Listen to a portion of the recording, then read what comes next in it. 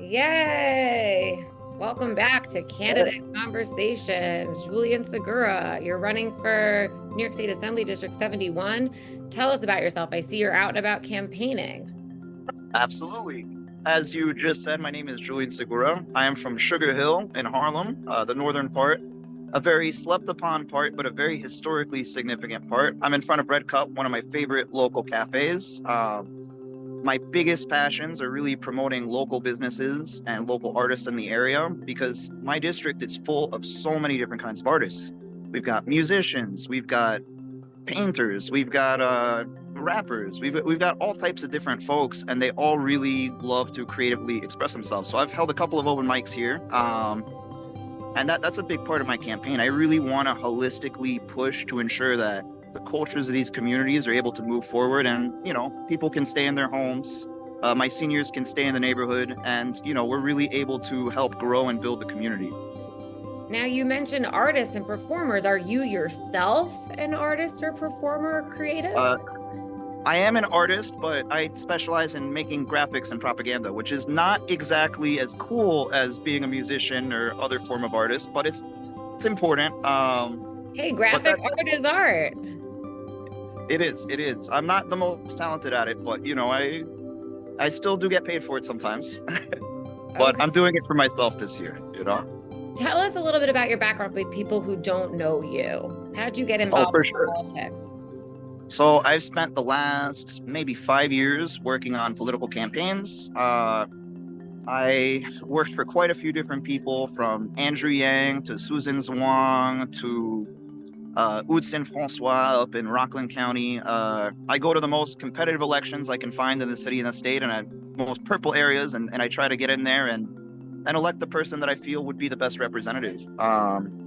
And for example, last year in Southern Brooklyn, I feel like a lot of the Brooklyn politicos are not so knowledgeable about Southern Brooklyn, but as someone who grew up hanging out there, I felt like I could really bring that expertise. Side again. Oh, what's that? You flipped to the side. Okay. Now you're straight again. All right. Okay, so you were saying in Brooklyn, people don't understand local elections. I mean, that's really what it boils down to, right? People don't understand local politics, but they also don't understand some of the communities they're walking into. Like, don't get me wrong, we all have ideals and things that we believe in, but sometimes we walk into neighborhoods where people believe radically different things.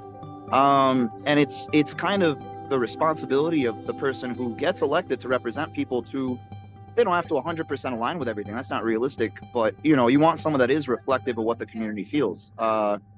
And being someone who grew up in the city, who went all across the city promoting businesses since I was a teenager, I have this sort of expertise growing up in all these different neighborhoods and hanging out with all these people, and really being able to bring that expertise to the table when it comes to elections.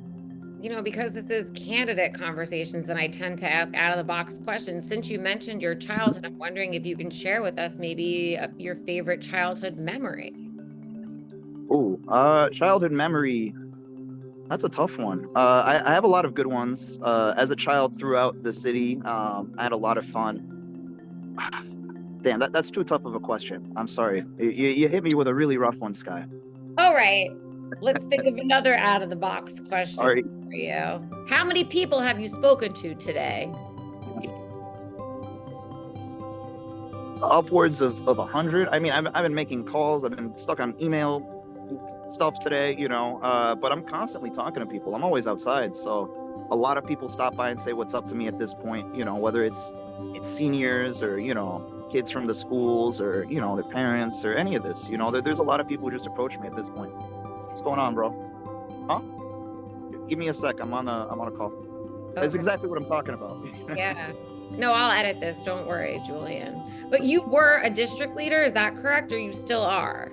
No. I was never a district leader. No. Okay. My district leader is my current opponent, so Oh, same guy. Yeah. All right. So what makes you the best guy for this job? Well, I bring a very different perspective to the table than most people who get involved in politics. In my opinion, we need someone who really is rooted in the ground. And I've done so much internal polling, it's not even funny. Between my own neighborhood, my own area, my own district, but also all over the city and the state, my ear is really to the pulse. People pay me to tell them what their community believes in. So, I am very much an expert in that. And as an interfaith organizer, particularly, I've been in so many different faith spaces. In my own district, I'm able to walk into so many different places where a lot of people have never interacted with different types of people that I have. And so I can bring that perspective to the table and really build bridges. I was over at a Passover Seder talking about, some of the Islamic beliefs and some of the differences and the similarities. Really bringing these conversations to tables that would never be there. And similarly in the assembly, I have friends who I've talked to many of my assembly member friends. They tell me, I ask them about each other and they're like, oh, I never talked to that guy, or she's terrible, or, and I'm like, it's great that I'm friends with all these people. And I could actually pull together people who have never talked to each other ever up in Albany, like don't like each other. But that's sort of who I am. I'm someone who brings very different types of people together. And in organizing that, I feel like I can truly push the envelope and push new ideas and concepts in Albany, because I've built these relationships across these counties. And now when we talk about faith and religion, it's a hot topic. And I know that they say never to talk about religion or politics, like when you're with family, but that's all I talk about. Yeah, I'm a religiously specialized politico.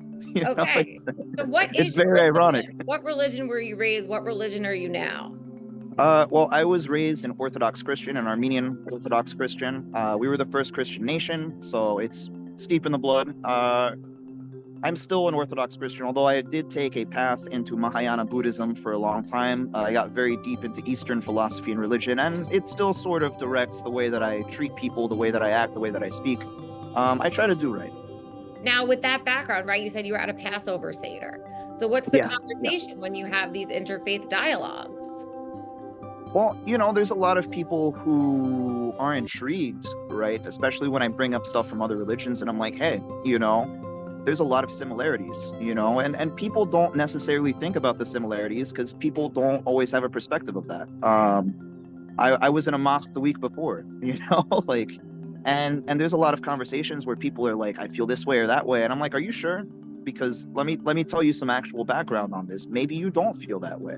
Maybe I could educate you on something where you see like, oh, this person that I thought I may have hated at first probably thinks a lot closer to me than I would think. It's just we've never had the opportunity to have that dialogue.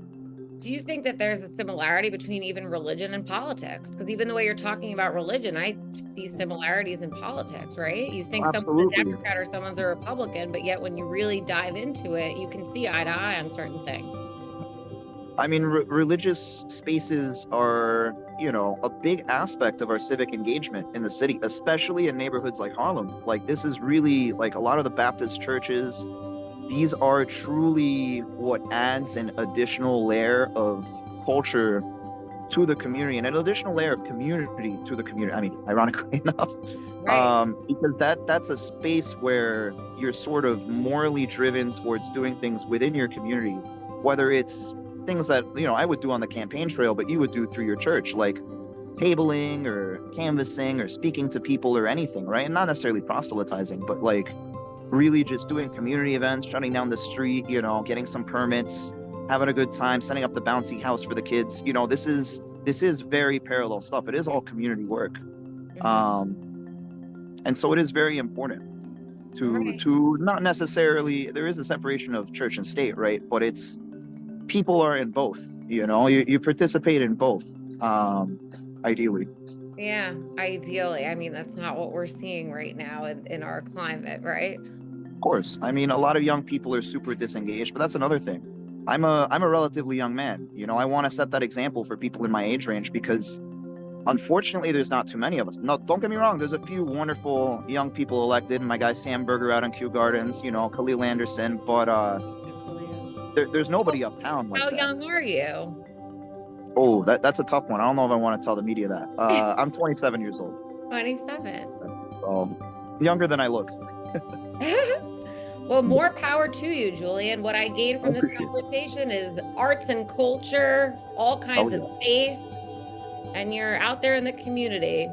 So 100%. We'll be following along on your race for Assembly District 71, and thanks for taking the time to join us on Candidate Conversations. Absolutely. Honored to be on here, Skye. I appreciate you so much. Thank you so much for the work you do. Thank you.